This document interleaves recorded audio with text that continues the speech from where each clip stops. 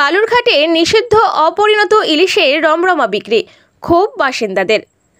বালুরঘাটের বড়বাজারে নিষিদ্ধ 200 থেকে 300 গ্রাম ওজনের অপরিণত ইলিশে ভরে উঠেছে মাছের বাজার।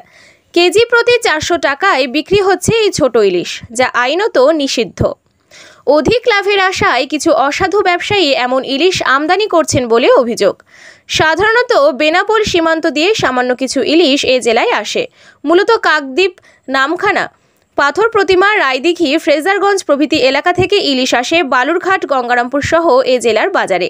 সেখানে 500 থেকে 600 গ্রাম ওজনের ইলিশ 700 থেকে 800 টাকা, 700 থেকে 800 গ্রাম 900 থেকে 1100 টাকা, 900 থেকে 1100 গ্রাম ওজনের ইলিশ 1100 থেকে 1400 টাকায় এবং 1.5 কেজি ওজনের ইলিশ 1800 থেকে 2000 টাকায় বিক্রি হচ্ছে। কিন্তু এই বাজারে নিষিদ্ধ ইলিশে 6 লাভ হয় ক্ষোভ প্রকাশ করেছেন সচেতন মানুষ ও কিছু আড়তদার। প্রশ্ন উঠছে মৎস্য দপ্তরের ভূমিকা নিয়ে। মৎস্য দপ্তর এই ইলিশের বিষয়ে কোনো বক্তব্যই দেননি।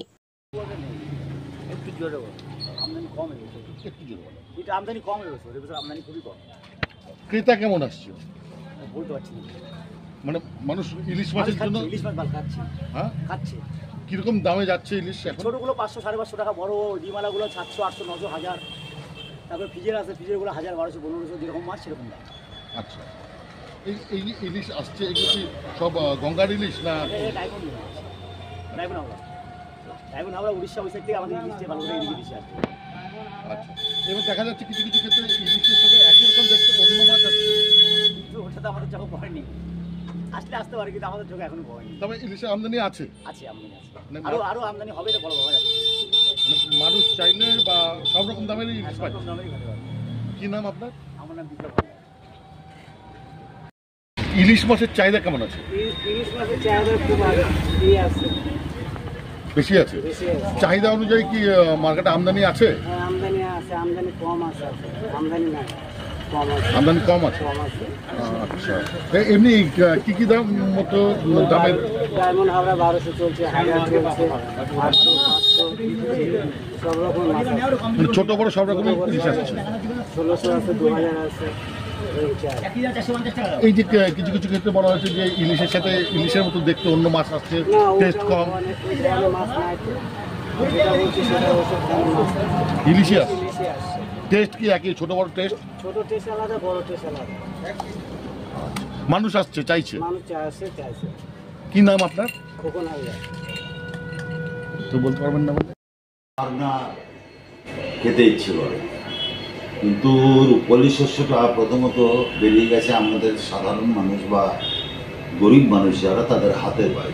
একটা সময় ছিল বালুরঘাট বা এই জেলার মানুষ কম পয়সায় রূপালী শস্য খেতে পারে। এখন বাংলাদেশ বলে যেটা আসছে সেটা অন্য জায়গায় গিয়ে প্যাক হচ্ছে।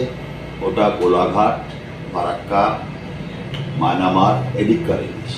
তা আমাদের ওই শেষ বেলায় যদি পাতে একটা মায়ানমারও পরে, তাহলে ওটাই ভাববো বাংলাদেশের ইলিশ।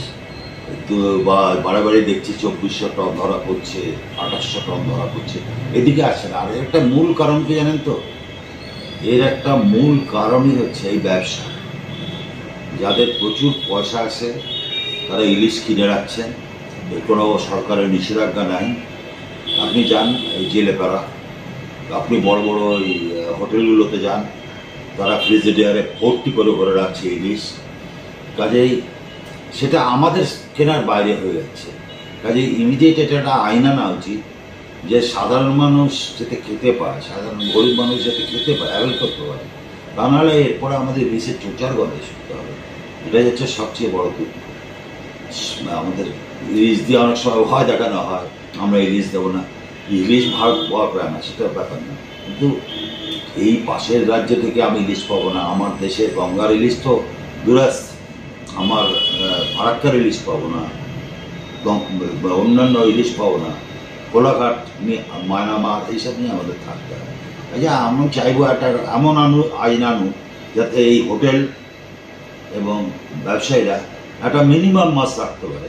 গোটা মাছটাই কিনে নিয়ে পুঁজি আছে বলে তারা এই ব্যবসা করছে, মনোপলি ব্যবসা। এইটা বন্ধ।